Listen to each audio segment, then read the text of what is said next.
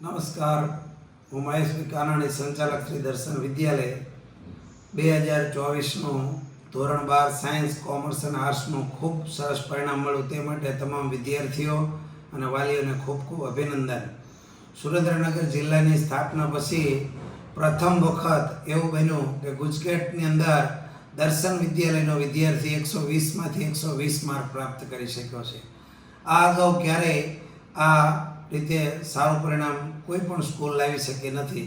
એટલે ધોરણ 12 સાયન્સના વિદ્યાર્થી હાલા વંશને ખૂબ ખૂબ અભિનંદન પાઠવું છું.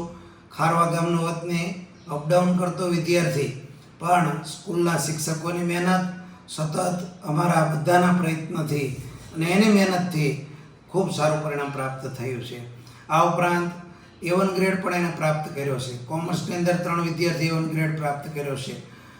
આર્ટ્સની અંદર તત્વજ્ઞાનમાં 100માંથી 100 માર્ક્સ જેસડિયા રાધિકા લઈ આવી છે, એ પણ અભિનંદનને પાત્ર છે. કેટલાક વાલી જ્યારે એવું કહેતા હોય છે કે પ્રાઇમરીમાં તમે ખૂબ માર્ક આપો છો, પૂરા માર્ક આપો છો, ત્યારે આ તકે મારા વાલીઓને કહેવું છે કે માત્ર વિદ્યાર્થીઓ પ્રાઇમરીમાં જ નહીં પણ બોર્ડમાં પણ પૂરા માર્ક લઈ આવે છે. હાલાવંશ ગણિતમાં 100માંથી 100 માર્ક્સ લઈ આવ્યો છે. 12 સાયન્સમાં ગુજસેટની પરીક્ષા માઇનસ પદ્ધતિથી ચાલે છે. પૂરેપૂરા માર્ક લાવવા એ બહુ મોટી સિદ્ધિ ગણી શકાય. એટલે તમામ વિદ્યાર્થીઓને અભિનંદન પાઠવું છું. નવા વર્ષની એડમિશન પ્રક્રિયા એટલે કે આજે ધોરણ 10નું રિઝલ્ટ જ્યારે પ્રસિદ્ધ થયું છે ત્યારે આવતીકાલે સવારે 8 વાગ્યાથી ધોરણ 11 સાયન્સ, કોમર્સ અને આર્ટ્સ ત્રણેયની એડમિશન પ્રક્રિયા શરૂ થશે. તમામ વાલીઓને ખાસ સૂચના આપું છું કે વહેલી તકે એડમિશન લઈ લેજો, કારણ કે દરેક વર્ગ એક જ કરવાના હોય છે.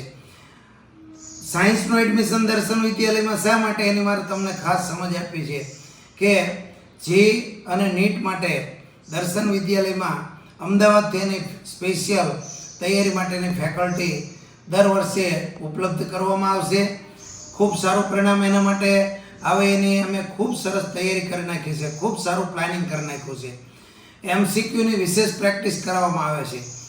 અમદાવાદ, ભાવનગર અને રાજકોટની જે કંઈ ઉત્તમ કામ કરતી જે નીટના ઇન્સ્ટિટ્યૂટ છે એના જેવી જ પરીક્ષા પદ્ધતિ અને એ પ્રકારની શિક્ષણની વ્યવસ્થા સાયન્સમાં અમે કરેલ છે.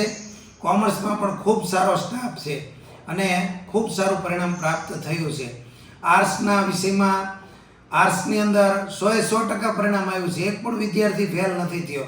એટલે તમામ વાલીઓને ખાસ સૂચના કે જેણે એડમિશન લેવું હોય વહેલી તકે સ્કૂલમાં આવી અને પોતાનું આવતીકાલથી જ પ્રવેશ ફોર્મ ભરી દેશે.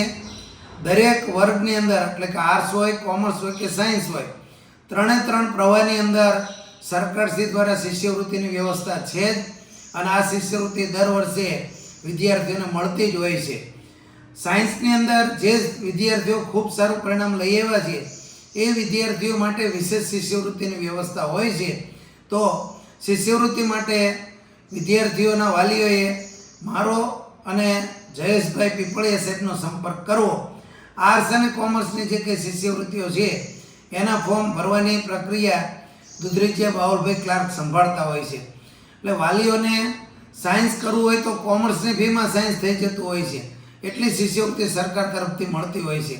તો આવો બાળકોના ઉજ્જવળ ભવિષ્ય માટે, આવતીકાલને ઉજ્જવળ બનાવવા માટે આપણે સૌ સાથે પ્રયત્ન કરીએ અને રતનપરને એક વિદ્યાનગરી બનાવીએ.